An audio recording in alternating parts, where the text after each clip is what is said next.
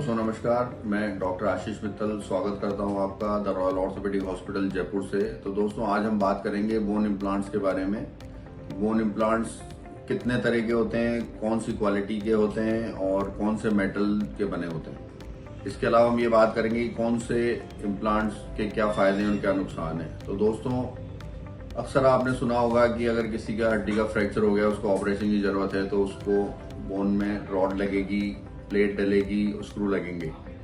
तो अक्सर आपके मन में सवाल आएगा कि कौन से तरह के इम्प्लांट्स लगाने चाहिए। तो इसमें दो तरह के इम्प्लांट्स होते हैं, एक तो स्टेनलेस स्टील का और इसके अलावा एक टाइटेनियम के इम्प्लांट्स होते हैं। टाइटेनियम एक तरह का लाइट मेटल है, बड़ा स्ट्रॉन्ग होता है और थोड़ा कॉस्टली आता है। इसके अलावा ये MRI कॉम्पेटिबल होता है, मतलब अगर आपने टाइटेनियम का प्लेट या स्क्रू लगवा रखा है तो MRI स्कैन आपका हो सकता है।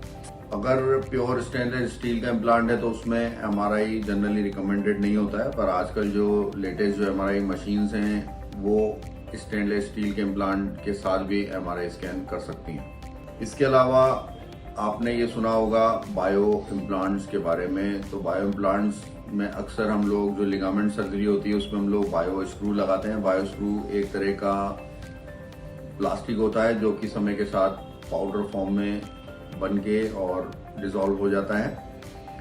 तो ये जो बायो जो स्क्रूज हैं वो हम लोग लिगामेंट जब सर्जरी करते हैं तो ग्राफ्ट को बोन में फिक्स करने के लिए यूज करते हैं, पर बायो इम्प्लांट्स अभी फ्रैक्चर के लिए सक्सेसफुल नहीं है और इसलिए रूटीनली हम लोग बायो इम्प्लांट्स फ्रैक्चर के लिए यूज नहीं करते हैं। इसके अलावा कुछ लोग ये पूछते हैं कि सर इम्पोर्टेड इम्प्लांट्स लगवाना बेटर है कि इंडियन मेड। तो दोस्तों इंडियन मेड इम्प्लांट्स बाहर के इम्प्लांट्स के बराबर ही क्वालिटी में बढ़िया रहते हैं, लेकिन कॉस्ट में बहुत डिफरेंस है क्योंकि इसमें बाहर के जो इम्पोर्टेड इम्प्लांट्स उसमें टैक्स बहुत ज़्यादा होता है। तो आराम से आप लोग इंडियन इम्प्लांट्स लगवा सकते हैं अच्छी क्वालिटी के।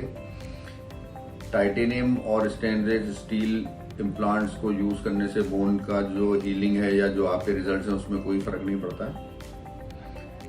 अगर इम्प्लांट्स निकलवाने होते हैं तो वो 1 साल के बाद इम्प्लांट्स को निकाला जा सकता है और अगर इम्प्लांट आपको प्रॉब्लम नहीं दे रहा है, कोई लूज नहीं हुआ है स्क्रूज, तो इम्प्लांट को छोड़ा भी जा सकता है।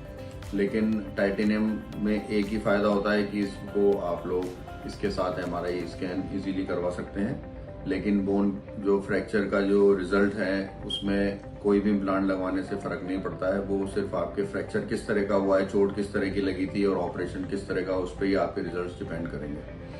हाँ, इम्प्लांट जो अगर टाइटेनियम के तो कॉस्ट में जरूर डिफरेंस होता है और स्टेनलेस स्टील के मुकाबले टाइटेनियम के इम्प्लांट्स महंगे आते हैं। तो दोस्तों अगर आपको कोई फ्रैक्चर हुआ है या आपका कोई ऑपरेशन होना है तो आप बेटर है कि अपने जो ऑपरेटिंग सर्जन है, जो डॉक्टर हैं ऑर्थोपेडिशियन, उनसे आप इस बारे में एक बार राय कर लें और आपको किस तरह का इम्प्लांट लगवाना है, उसके क्या फायदे नुकसान है, इसके बारे में डिटेल में एक बार आप बात कर लें। इसके अलावा भी अगर आपको कोई प्रॉब्लम है, किसी तरह की जानकारी चाहिए तो आप हमारे YouTube चैनल पर जाकर कमेंट सेक्शन में कमेंट कर सकते हैं या फिर हमें WhatsApp नंबर पर मैसेज कर सकते हैं और हम आपको समय मिलने पर उसका जवाब जरूर देंगे। नमस्कार, जय हिंद।